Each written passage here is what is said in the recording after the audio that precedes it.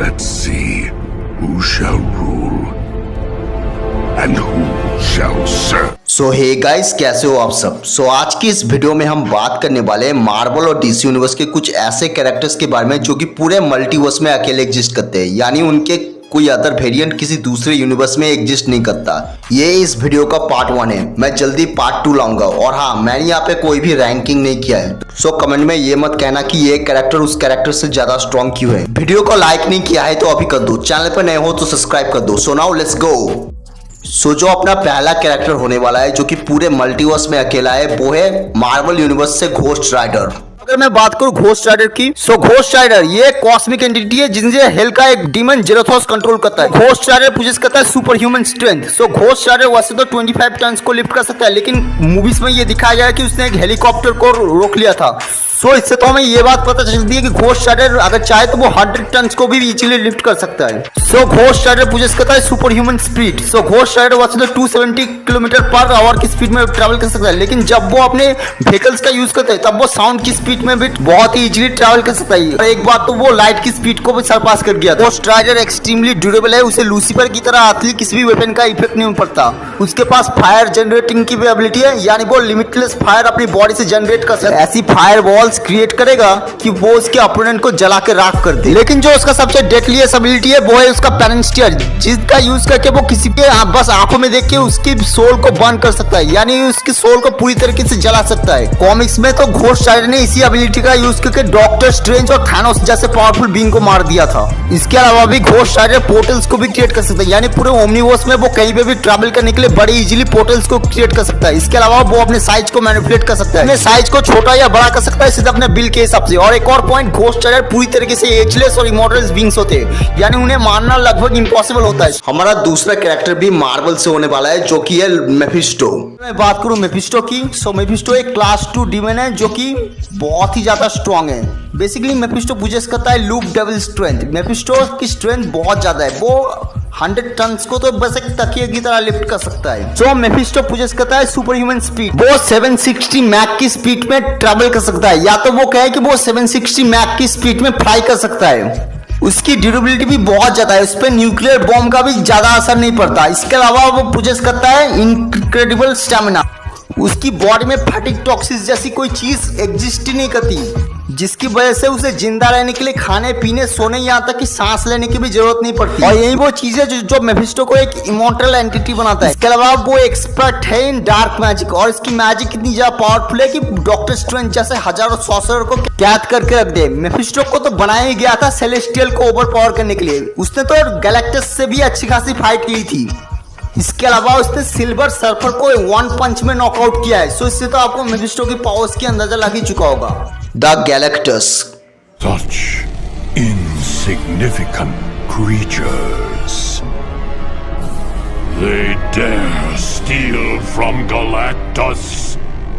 For that, I will destroy them. बात करूं Galactus की, गैलन पहले एक सिंपल सा साइंटिस्ट था जो कि अपने यूनिवर्स के इंकर्जन को रोकने के लिए बहुत ही ज्यादा मुश्किल एक्सपेरिमेंट कर रहा था, लेकिन उसकी लाख कोशिशों के बावजूद भी इंकर्जन नहीं रुका और उसका यूनिवर्स डिस्ट्रॉय हो गया। लेकिन समहाउ गैलन सर्वाइव कर गया उस इंकर्जन से, और बाद में उसकी सोल उस यूनिवर्स की एंटिटी से जाके मिल गई, और उसके बाद वो बन गया गैलेक्टस में एक ऐसा कॉस्मिक एंटिटी जिसका साइज एक प्लैनेट से भी बड़ा है, जो कि जिंदा रहने के लिए प्लैनेट्स और गैलेक्सीज को फीड करता है। अब अगर मैं बात करूं इसकी पावर्स एबिलिटीज के बारे में, इसके पास है फोर्थ फील्ड क्रिएशन। अपने एनिमीज के डेडली अटैक्स को सर्वाइव करने के लिए गैलेक्टस अपने आसपास फोर्थ फील्ड क्रिएट कर सकता है, यानी अपने चारों ओर बहुत ज्यादा मोटे मोटे एनर्जी शील्ड प्रोड्यूस कर सकता है, जो कि उसके एनिमीज के अटैक्स को रोक के रखते हैं। हालांकि वो इस पावर का यूज ज्यादा नहीं करता, कॉज की उसके पास अगर फोर्थ फील्ड ना भी हो तब भी उसकी ड्यूरेबिलिटी इतनी ज्यादा है कि वो सुपरनोवा एक्सप्लोजन को भी बहुत ही आसानी से टैंक कर दे। गैलेक्टस ने multiple time Galaxy destroy attacks को टैंक किया है, वो भी अपने ड्यूरेबिलिटी की मदद से। उसके पास है नियरली लिमिटलेस फिजिकल स्ट्रेंथ। वो अपने पंचेस से प्लैनेट तक को डिस्ट्रॉय कर सकता है, और प्लैनेट्स को डिस्ट्रॉय करना कोई छोटी मोटी बात नहीं है। उसके पास है नियरली लिमिटलेस स्टैमिना। वो हजारों सालों तक फाइट कर सकता है, वो भी बिना खाए पिए। उसके पास टेलीपैथी की एबिलिटी है, यानी वो थिंग्स को लैबोरेट करवा सकता है सीधा अपने माइंड के जरिए। वो टेलीपोर्ट भी हो सकता है, कहीं पे जाने के लिए पोर्टल्स तक को क्रिएट कर सकता है। गैलेक्टस पोजेस करता है गॉड लाइक स्पीड। अब गैलेक्टस 5 लाख किलोमीटर पर सेकंड की स्पीड में ट्रैवल कर सकता है, यानी लाइट से भी ज्यादा तेज। गैलेक्टस को स्ट्रॉन्गर कंसीडर किया गया है एज टू कंपेयर सेलेस्टियल्स, और गैलेक्टस ने बहुत सारे ओकेजन्स पे सेलेस्टियल्स को डिफीट भी किया है। यहाँ तक कि मेफिस्टो जैसा स्ट्रॉन्ग डीमन जो कि घोस्ट राइडर जैसे पावरफुल कॉस्मिक एंटिटी को कंट्रोल करता है, वो भी गैलेक्टस तक को हरा नहीं पाया था, और गैलेक्टस ने उसे ऐसे हरा दिया जैसे कि वो कोई एक कागज का खिलौना हो, जबकि गैलेक्टस उस टाइम पे अपने फुल पोटेंशियल पे भी नहीं था। सो ये थी गैलेक्टस की पावर्स, एबिलिटीज, उसकी ओरिजिन और उसके कमाल के फीट्स। हमारा नेक्स्ट कैरेक्टर है the Knull, the god of darkness and symbiotes. पहले मैं अगर बात करूं नल की, सो नल है गॉड ऑफ सिम्बियोट्स और सारे सिम्बियोट्स का डायरेक्टली इनडायरेक्टली क्रिएटर। नल पूरे मार्वल यूनिवर्स के one of the most strongest beings में से एक कंसीडर किया जाता है, और मार्वल कॉमिक्स में ऐसे बहुत ही कम कैरेक्टर्स है जो नल को टक्कर भी दे सके।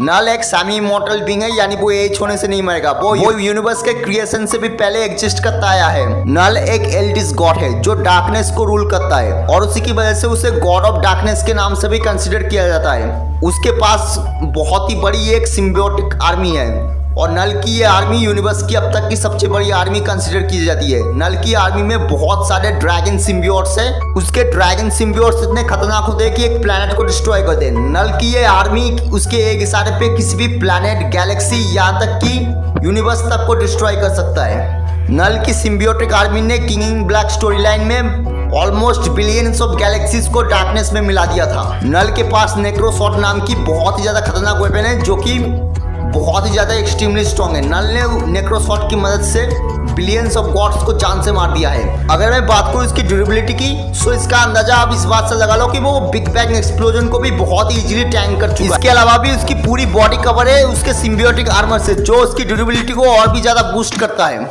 अगर मैं बात करूं इसकी कॉम्बैट स्पीड की, सो वो थॉर से 3 टाइम्स से भी ज्यादा फास्ट है। मैं आपको बता दूं, थॉर कॉमिक्स में लाइट की स्पीड से 300 टाइम्स से भी ज्यादा फास्ट ट्रैवल कर चुका है। नल के पास फ्लाइंग के लिए उसकी कमाल की विंग्स है जो उसे प्रोवाइड करती है कि वो लाइट की स्पीड को भी सरपास कर दे। इसके अलावा भी इसका स्टैमिना भी बहुत अच्छा है, वो करोड़ों सालों तक फाइट कर सकता है। और इसके बाद जो कैरेक्टर्स आने वाले हैं ना, वो मार्वल से नहीं डीसी से बिलोंग करते हैं। सो हमारा जो पहला कैरेक्टर है जो कि पूरे मल्टीवर्स में अकेला है, वो है डीसी से लूसीफर मॉर्निंग स्टार।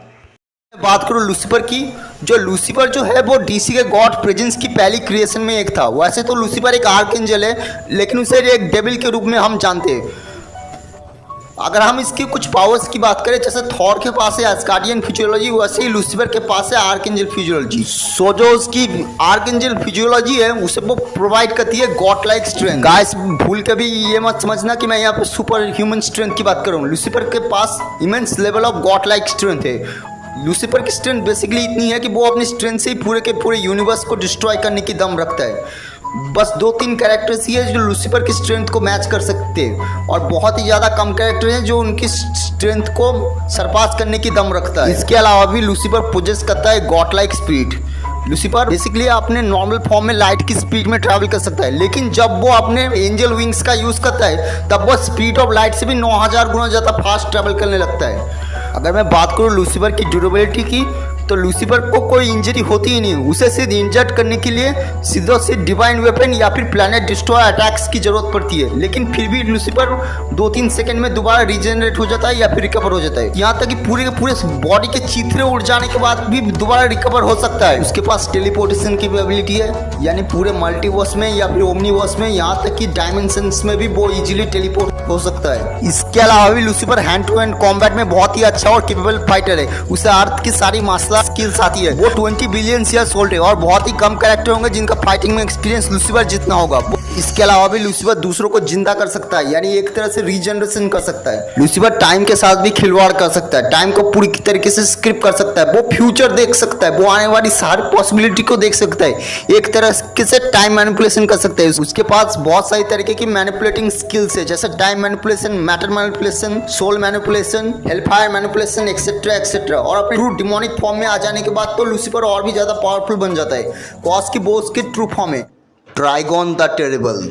मैं बात करूं ट्राइगॉन की, सो ये एक इंटर डायमेंशनल नाई ओमनीपोटेंट डीमन है जो कि यूनिवर्स को कॉन्कर करने के लिए जाना जाता है। ये पहले एक सेलेस्टियल हुआ करता था, लेकिन इसने हार्ट ऑफ द डार्कनेस यानी 100 गैलेक्सीज को ऑब्जर्व किया है और उसके तुरंत बाद वो ट्रांसफॉर्म हो गया एक इंटर डायमेंशनल डीमन में। अगर मैं बात करूं उसकी फिजिकल एबिलिटीज की बात, तो उसके पास है nearly limitless physical strength. Trigon की स्ट्रेंथ इतनी ज्यादा है कि वो यूनिवर्स को एक झटके में डिस्ट्रॉय कर सकता है। ट्राइगॉन ने अपनी स्ट्रेंथ से डार्क साइड जैसे पावरफुल कैरेक्टर को नॉकआउट किया है। वो डार्क साइड की तरह बहुत ज्यादा ड्यूरेबल भी है, उसे यूनिवर्स डिस्ट्रॉय अटैक से भी ज्यादा कुछ डैमेज नहीं पहुंचता। ट्राइगॉन ने तो अपने बचपन में ही ऐसे कांड कर लिए थे जिसके बारे में कोई नॉर्मल विलेन सोच भी नहीं सकता। इसके अलावा भी इसकी स्पीड और रिफ्लेक्सेस भी बहुत ही अच्छे है। वो लाइट की स्पीड में ट्रैवल कर सकता है स्पेस में। वो अपनी आंखों से लेजर बीम छोड़ सकता है और उसके लेजर बीम इतने खतरनाक होते हैं कि एक प्लेनेट तक को डिस्ट्रॉय कर दे। वो इल्यूजन भी क्रिएट कर सकता है, आफ्टर इमेजेस बना सकता है। उसके पास टेलीपैथी की एबिलिटी है, यानी वो थिंग्स को लेविटेट करवा सकता है सिर्फ अपने माइंड के जरिए।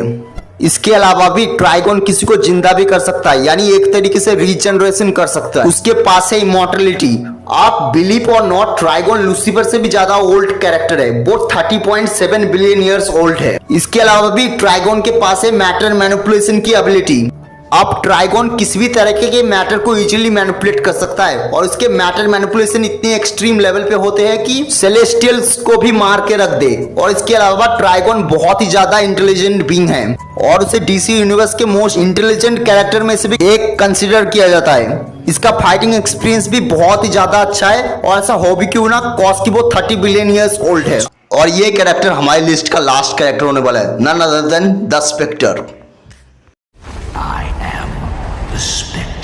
सो पहले मैं अगर बात करूं स्पेक्टर के बारे में, सो स्पेक्टर एक्चुअली डीसी के गॉड्स प्रेजेंस की डिवाइन वेंजेंस का फिजिकल एम्बॉडीमेंट है। ये पहले एक आर्कएंजल था जिसने लूसीफर के साथ मिलके हेवन पे हमला किया था, लेकिन बाद में उसने गॉड्स से माफी मांगी और उसने गॉड्स ने उन्हें माफ भी कर दिया। उसके बाद ही वो ट्रांसफॉर्म हो गया स्पेक्टर में और वो बन गया गॉड के वेंजेंस का फिजिकल एम्बॉडीमेंट। अगर मैं बात करूं इसकी पावर्स एंड एबिलिटीज के बारे में, सो इसके पास है God like strength. DC comics के अकॉर्डिंग स्पेक्टर के पास लिमिटलेस अमाउंट ऑफ स्ट्रेंथ मौजूद है जो कि उसे बहुत ही आसानी से मल्टीवर्सल प्लस लेवल बीइंग बना देती है। और तो और डॉक्टर फेट के अकॉर्डिंग स्पेक्टर पूरे कॉस्मोस का सबसे स्ट्रॉन्गेस्ट बीइंग है इन इंटायर एग्जिस्टेंस। स्पेक्टर ने अपनी स्ट्रेंथ की मदद से लूसीफर के डिमोनिक फॉर्म को ओवरपावर किया है। सो इससे तो आपको स्पेक्टर की स्ट्रेंथ का अंदाजा लग ही चुका होगा। सो स्पेक्टर के पास है सुपर ह्यूमन स्पीड। सो स्पेक्टर लाइट की स्पीड से 100 बिलियन टाइम ज्यादा फास्ट है। उसके पास है नियरली लिमिटलेस कॉस्मिक एनर्जी। इसके अलावा भी वो मास्टर है in magic and cosmic energy manipulation. अब स्पेक्टर बहुत ही आसानी से मल्टीवर्स तक को क्रिएट कर सकता है, वो भी अपने कॉस्मिक एनर्जी मैनिपुलेशन की मदद से। इसके अलावा भी स्पेक्टर टाइम को मैनिपुलेट कर सकता है, वो भी बहुत ही आसानी से। वो टाइम में आगे या पीछे कहीं पे भी जा सकता है और टाइम तो उसके लिए कुछ है भी नहीं, कॉज की वो एक आर्कएंजल है, वो टाइम के लॉ से परे है। उसकी ड्यूरेबिलिटी भी बहुत ही ज्यादा एक्सट्रीमली ऑसम है। उसने सुपरमैन के पंचेस को विथस्टैंड किया है जो कि मल्टीवर्स तक को डिस्ट्रॉय कर सकते थे। इसके अलावा भी स्पेक्टर बहुत ही ज्यादा खतरनाक एनर्जी ब्लास्ट प्रोड्यूस कर सकता है, अपने ओपोनेंट पे थ्रो कर सकता है और इसके एनर्जी ब्लास्ट इतने खतरनाक होते हैं कि एक सोलर सिस्टम से लेके पूरे के पूरे यूनिवर्स तक को डिस्ट्रॉय कर दे। सो अब अगर मैं बात करूं इसकी वीकनेस की, सो इसके पास सिर्फ एक ही वीकनेस है, वो है स्पीयर ऑफ हेवन, जिससे स्पेक्टर को मारा भी जा सकता है। सो ये थे बहुत सारे कैरेक्टर जो कि पूरे मार्वल और डीसी यूनिवर्स में अकेले एग्जिस्ट करते हैं। खैर, आपको ये वीडियो कैसा लगा, अपने ओपिनियंस मुझे कमेंट में भेजना मत भूलना। और हाँ, अगर आपको ये वीडियो पसंद आई तो एक छोटा सा काम तो मेरे लिए कर सकते हो, वीडियो को लाइक कर दो और चैनल को सब्सक्राइब कर दो। So that's all for today, see you guys in my next video and don't forget to like, comment, share and subscribe. Take care, good bye.